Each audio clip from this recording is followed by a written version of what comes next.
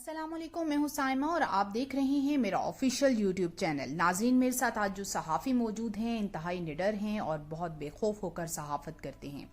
आपका नाम पाकिस्तान के चंद उन गिने चुने सहाफ़ियों में शुमार होता है जो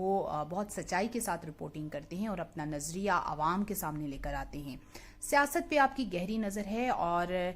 इस फील्ड में आने के लिए मेरे लिए दो शख्सियात इंस्पिरेशन थी, इमरान रियाज साहब और सदीक जान साहब। आज इन दोनों में से एक पर्सनैलिटी हमारे साथ मौजूद है और ये मेरे लिए बहुत ऑनर की बात है। हम वेलकम करते हैं सदीक जान साहब को। अस्सलाम वालेकुम सर। वालेकुम अस्सलाम। कैसे हैं आप? जी अल्हम्दुलिल्लाह, अल्लाह का शुक्र है। आजकल सियासत में बहुत ज़्यादा भूचाल आया, उसके बारे में थोड़ा सा बताएं कि जो लेटेस्ट डेवलपमेंट हुई है मरीम नवाज़ के हवाले से, वो आप क्या कहेंगे? देखिए, मेरा ख्याल है कि अगले कोई एक हफ्ते में या 10 दिन में बड़े फैसले तो हो जाएंगे मुल्क के अंदर। और यानी इस तरह से मैं कह रहा हूँ कि इमरान खान साहब ने अगर लॉन्ग मार्च करना है तो वो अगले इन 7 से 10 रोज़ में पता चल जाएगा, क्योंकि आपको पता है कि उन्होंने 7 दिन का टाइम दिया था। 7 दिन का वो टाइम कंप्लीट होने वाला है। तो मेरा ये ख्याल है कि जो मरीम नवाज़ साहबा गई हैं लंदन, अभी तो वो कतर रुक गई हैं, और उसके बाद फिर वो जब लंदन पहुँचेंगी तो मरीम नवाज़ साहबा की जो नवाज शरीफ साहब से मुलाकात है, उस मुलाकात में आर्मी चीफ की तकर्री के हवाले से फ़ैसला हो जाएगा। जब आर्मी चीफ की तकर्री के हवाले से फ़ैसला होगा तो वही फ़ैसला होगा जो कि आप ऐसे समझेंगे पाकिस्तान की मुस्तकबिल की सियासत का रुख जो है मुतय्यन कर देगा, जो कि वैसे बदकिस्मती है कि आर्मी चीफ की तकर्री जो है उसके गिर्द पूरा मुल्क का निज़ाम घूमता है, जो कि नहीं होना चाहिए। लेकिन मरीम नवाज़ साहिबा जो हैं उन्होंने अपनी राय देनी है, और क्योंकि वहाँ पे कुछ लोग बैठे हैं जो कि मौजूदा आर्मी चीफ की एक्सटेंशन के हवाले से या तोसी के हवाले से कुछ भी आप कहिए, उसके लिए वो तगदो कर रहे हैं, उसके लिए वो लॉबिंग कर रहे हैं, और ये आमिर मतीन साहब ने खबर दी थी। लेकिन मरीम नवाज़ साहिबा बेसिकली अपने चचा के ख़िलाफ़ ही गई हैं, अपने चचा के ख़िलाफ़ मामलात के लिए गई हैं। और दूसरी मैं आपको ये भी बता दूँ कि मरीम नवाज़ की वापसी के बाद जो है वो जो वफाकी काबीना है उसमें भी आप काफ़ी रद्द-बदल देखेंगी। वहाँ पे भी चेंजिंग्स होंगी, कुछ वज़ीर फ़ारिग होंगे, कुछ के कलमदान चेंज होंगे, क्योंकि मरीम नवाज़ साहिबा को शहबाज शरीफ साहब की कारकर्दगी से मुतमईन नहीं है। और ये विज़िट जो है मरीम नवाज़ साहिबा का दौरा लंदन, ये इमरान खान के लिए कोई ख़तरा नहीं है, ये बेसिकली शहबाज शरीफ के लिए ख़तरा है, क्योंकि शहबाज शरीफ ग्रुप ही पहले वहाँ पर मौजूद है। जो शहबाज शरीफ ग्रुप कुछ राय दे रहा है मौजूदा आर्मी चीफ के हवाले से क्या करना है, मरीम नवाज़ साहिबा की राय उससे मुख्तलिफ है। और दूसरा ये है कि मरीम नवाज़ साहिबा शहबाज शरीफ साहब की कारकर्दगी से मुतमईन नहीं है, उनके बहुत सारे टीम मेंबर्स की कारकर्दगी से मुतमईन नहीं है, और फिर वो इस बात पर भी नाराज़ हैं कि मियां जावेद लतीफ़ हों या दीगर मुस्लिम लीग नून के जो मरीम नवाज़ ग्रुप के लोग हैं, उनको उस तरह से मतलब तो ये हुआ ना कि शहबाज शरीफ जो है वो सिर्फ डमी वज़ीर आज़म है। हाँ नहीं, वो अभी तक वैसे तो ये पूरी हुकूमत ही डमी है, इनको कोई और चला रहा है, इनके जिस्म में रूह किसी और की है, फूंकी हुई है, और वो रूह ही इनको चला रही है। लेकिन फिर भी चले, शहबाज शरीफ चीज़ें तो कर रहे थे। अब यह है कि मियां जावेद लतीफ़ को जो नहीं दे रहे थे, कलमदान नहीं दे रहे थे, उस पर मरीम नवाज़ साहिबा नाराज़ थी। और अब यह है कि जब मरीम साहिबा आएंगी तो आप देखेंगी कि या उनके वहाँ होते हुए मियां जावेद लतीफ़ साहब को जो है वो मिल सकता है, कलमदान मिल सकता है। और साथ ही एक चीज़ और बहुत इंपॉर्टेंट होने जा रही है, और ये बहुत बड़ी खबर होगी पाकिस्तान की सियासत में अगर ये हो जाता है, तो वो ये है कि शायद ये हमारे बोल टीवी के रिपोर्टर हैं अवैस साहब, उन्होंने खबर दी बोल टीवी पर कि मरीम नवाज़ साहिबा वफाकी काबीना का हिस्सा भी बन सकती हैं। अच्छा। लंदन से वापसी पर उनको वफाकी काबीना में शामिल हो सकती हैं, उनको ओहदा दिया जा सकता है। ये फैसला वहाँ मियां नवाज शरीफ करेंगे, क्योंकि देखें इसहाक डार साहब जो है उनका किरदार बहुत बढ़ गया है अब हुकूमती मामलात में। वो मरीम नवाज़ साहिबा के हामी हैं, और मरीम नवाज़ साहिबा इसहाक डार की हामी थी। मरीम नवाज़ साहिबा की जो ऑडियो सामने आई थी उसमें आपने सुना कि उन्होंने कहा कि मैंने अंकल 1 महीना मेहनत की और इसहाक डार साहब के हवाले से मनाया जा रहा है। वो शुरू से ही उनका था कि हाँ, वो वापस आए, और वो इस्टेब्लिशमेंट की तरफ इशारा कर रही थी कि 1 माह उन्होंने मेहनत की, उनको एग्री किया, राज़ी किया कि जी उनको इसहाक डार साहब को आने दें, क्योंकि इसहाक डार साहब जो है उन्होंने इस्टेब्लिशमेंट के हवाले से बहुत सख्त बातें कर रखी थी फ़ौज की क़यादत के हवाले से। तो इसलिए अब यह है कि यहाँ पे इसहाक डार साहब की बढ़ गई है,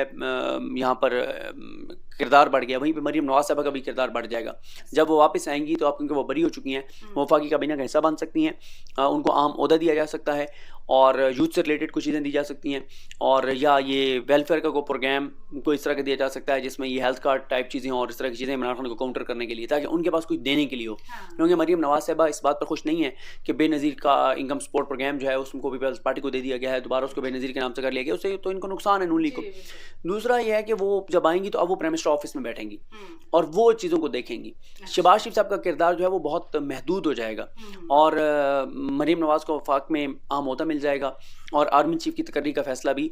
मुझे लगता है कि अगले 7 से 10 दिन में हो जाएगा। अनाउंस वो करते हैं नहीं करते ये कुछ नहीं कहा जा सकता, लेकिन बहरहाल फैसला जो है वो अगले 7 से 10 रोज़ में हो जाएगा। और मरीम नवाज़ इसलिए गई, और जो मैंने आपको बताया कि जो रद्द-ओ-बदल है इनमें वफाकी वज़ारतों में, ये भी मुझे लगता है हो जाएगा। और सर ये आप क्या समझते हैं कि ये जो रवायत डल रही है कि पहले जो है वो जुर्म करना, फिर उसके केसेस चलना और फिर उनका ख़त्म हो जाना, और इवन के पहले जो सबसे पहले आगाज़ हुआ था वो मरियम नवाज़ साहिबा से ही हुआ था कि उनको बरी कर दिया गया सारे केसेस से। फिर उसके बाद इसहाक डार साहब जो हैं वो जो है वो लंदन भाग गए थे, वहाँ से वो वापस आए दोबारा से, और दोबारा उनको यहाँ पे वजारत भी दे दी गई। और अब जो अगला लाहे अमल है वो नवाज शरीफ को लाने का, तो आप उसके बारे में क्या कहते हैं कि वो वापस आ सकेंगे, या क्या ये लोग जो है वो आगे का प्लान इनका क्या है, आप क्या समझते हैं? देखिए, जो मियां नवाज शरीफ की वापसी वाला मामला है ना, वो भी इसी मीटिंग में ज़ाहिर है डिस्कस होगा कि उनको वापस आना चाहिए, नहीं आना चाहिए, कब आना चाहिए, वो भी मरियम नवाज साहब उनको बताएंगी। क्योंकि देखें, इस्टेब्लिशमेंट के लिए इसहाक डार को वापस लाना बहुत आसान था, क्योंकि वो अभी मुलजिम थे, मुजरिम नहीं थे, और उनका एक अदालत में मामला चला था। मियां नवाज शरीफ साहब का मुख्तलिफ फोरम्स के ऊपर केस चल रहा है, फिर वो इस्लामाबाद हाई कोर्ट से मफरूर हैं, वो बड़ा सख्त उनके खिलाफ एक फैसला मौजूद है। तो इसलिए जो लोग समझते हैं, वैसे तो मैं लोगों की राय से आप इख्लाफ नहीं करता, जिस मुल्क में ये सारा कुछ हो रहा है उसमें कुछ भी हो सकता है, लेकिन बहरहाल मैं थोड़ा सा एक अदना सा कानून का तालिब इल्म होने की हैसियत से अदालतों में जाने की वजह से मैं ये समझता हूँ कि बहुत मुश्किल होगा मियां नवाज शरीफ को लाना, जब उनका मामला इस्लामाबाद हाई कोर्ट में भी है, 3 केसेस यहाँ पर हैं, वो इश्तिहारी हैं, मफरूर हैं, वो अलग है। उनका एक मामला इस्लामाबाद उधर लाहौर हाई कोर्ट में है, एक लाहौर के साब अदालत में है, एक इधर से इश्तिहारी हैं तोशाखाना रेफरेंस में, इस तोशाखाना रेफरेंस केस में इससे एहतसाब अदालत इस्लामाबाद से। तो इस सारी सूरत हाल में नैब में बहुत सारी तरामीम इनको करनी वो जो पड़ेगी, कानून नहीं वो तो वो एक अलग मामला है, ये इसमें तो ज़रा मुश्किल है। लेकिन वो जो नैब की तरमीम है ना, वो आपने जो निशानदेही किया वो इस हद तक ठीक है कि अगर नैब में जो तरमीम ऑलरेडी ये कर चुके हैं, अगर वो सर्वाइव कर जाती है सुप्रीम कोर्ट ऑफ पाकिस्तान में, तो फिर तो मियां नवाज शरीफ के लिए वापस आना कोई मसला नहीं है। लेकिन अगर वो सर्वाइव नहीं करती, फिर नवाज शरीफ साहब के लिए आना मुश्किल है, क्योंकि मियां नवाज शरीफ जो हैं वो इस सूरत में नहीं आएंगे कि वो आएँ और जेल चले जाएँ।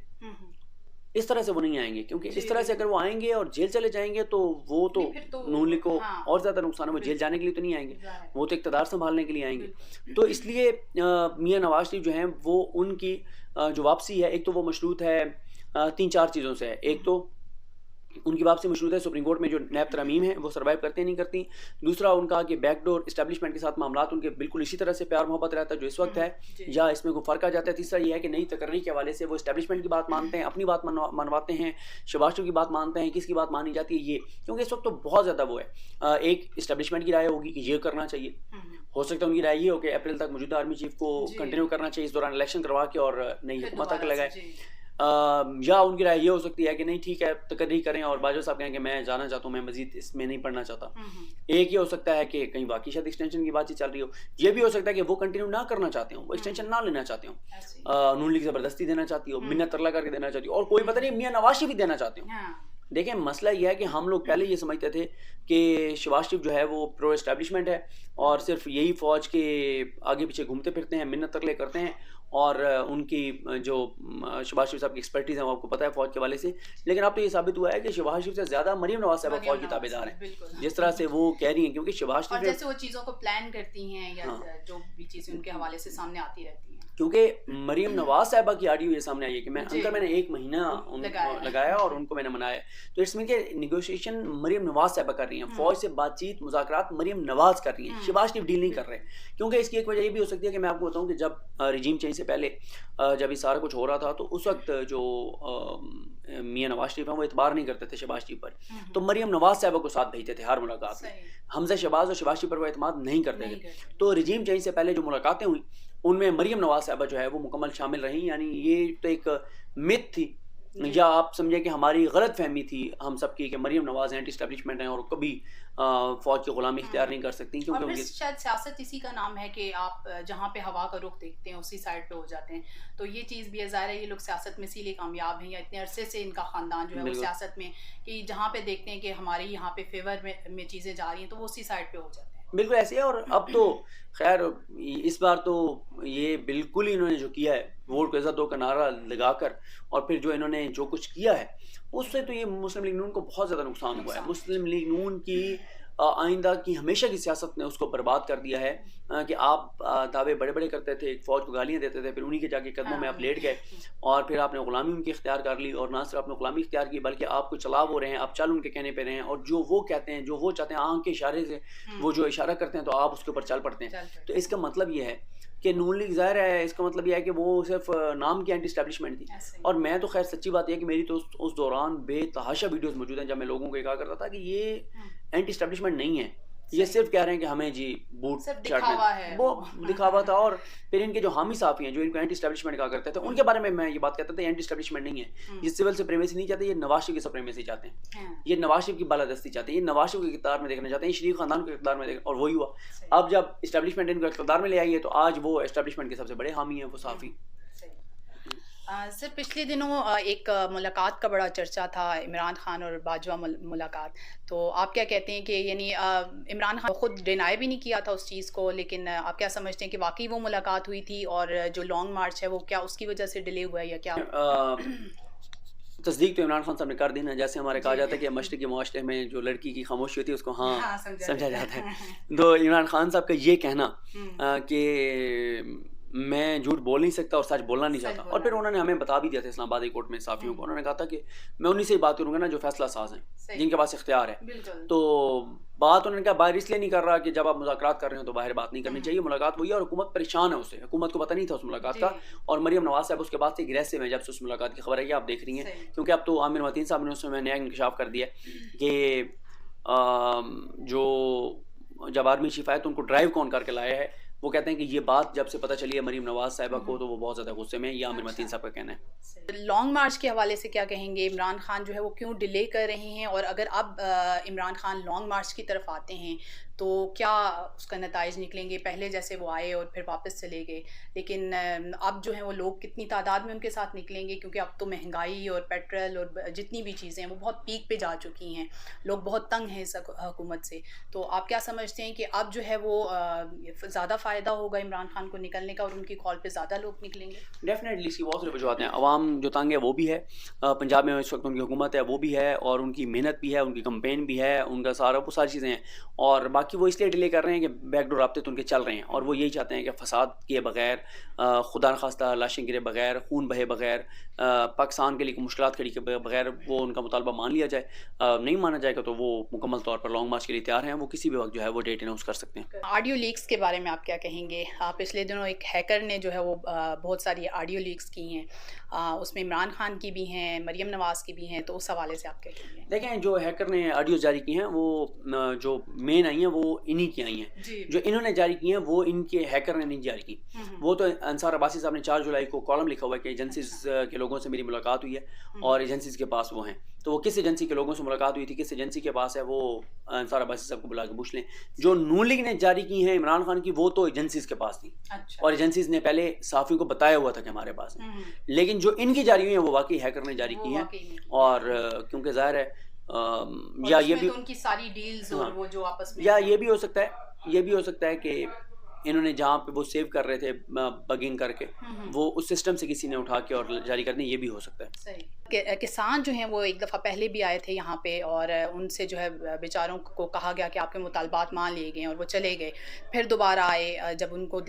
नज़र आया कि हमारे मुतालबात नहीं माने गए, और अभी दोबारा उनको एक चकमा दिया गया है। तो आपकी मैंने एक वीडियो देखी थी, आप तो गए भी थे किसानों के पास और सारा आपने उनसे बातचीत भी की थी, तो आप क्या समझते हैं कि अब दोबारा उनको एक लॉलीपॉप दे दिया गया है या वाकई अब उनके मुतालबात मान लिए जाएंगे? देखिए, अभी तक तो लॉलीपॉप है, लेकिन ये मैं आपको बता दूं कि अब हुकूमत के लिए बड़ा संजीदा है, क्योंकि 2 बार किसान एक ग्रुप आ चुका है, दूसरा ग्रुप आ चुका है, और ये मैं आपको बता दूं अब अगर उनके मुतालबात पूरे ना हुए तो किसान बगैर लीडरशिप के आ जाएंगे इस्लामाबाद में, या वो इमरान खान के साथ लॉन्ग मार्च में निकल आएंगे। अब इस हुकूमत के लिए ये मुमकिन नहीं है कि इन्होंने जो फ्रॉड धोखा किया हुआ था वो उसी तरह से जारी रखें। अब इनको किसानों के लिए कुछ न कुछ वाकई करना पड़ेगा। बहुत शुक्रिया सर आपके कीमती टाइम का। अल्लाह ने के मान।